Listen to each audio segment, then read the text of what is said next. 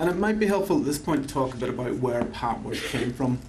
Papworth came into existence in 1917, and it was founded by a very enlightened doctor of the time who was working with a lot of people who were living with tuberculosis.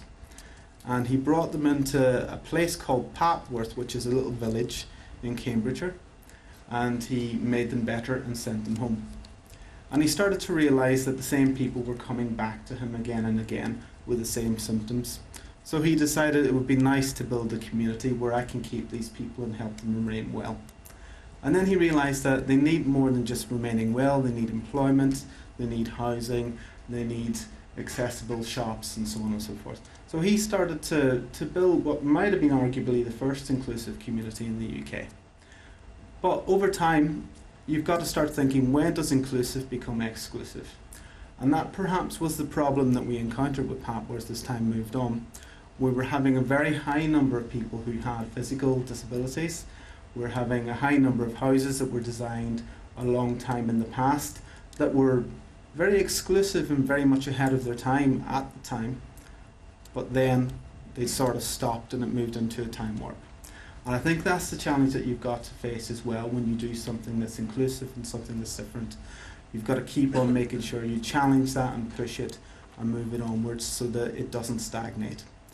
And that was one of the feelings we had with Papworth, in that we had factories there for people to work in, we had houses for people to live in, and we had residential care. But we were beginning to notice that people perhaps weren't happy.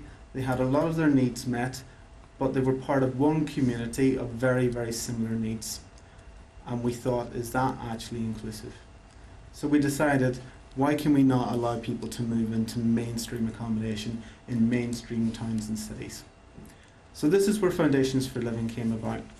We started to look at the fact that we had a number of people who were more than able to hold down jobs, who were more than able to move around independently, perhaps some with some support. And we had people who were actually able to do a lot more than we were allowing them to do. And we started to consult with our tenants and approach roughly 100 people who were living within Papworth, who we felt were the people who would be keen to explore and look at this. And they said, what we want is, we don't want to have to pay £25 to get a taxi to go and see the cinema. We want to pay the same as anyone else to go and see the cinema, which is about £3. And that's sort of the challenge that we started to look at. Great to have a little self-contained village, but not great to have nothing attached to it. So the discussion moved into then, where would you like to live in the wonderful county of Cambridgeshire? And 3 locations were first of all looked at, and that was Cambridge, Huntingdon and St Neots.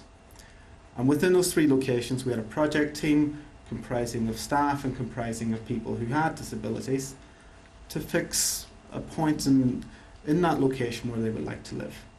And we settled on Huntingdon, and the product is now there. And I'll talk about how we got to that product in a minute.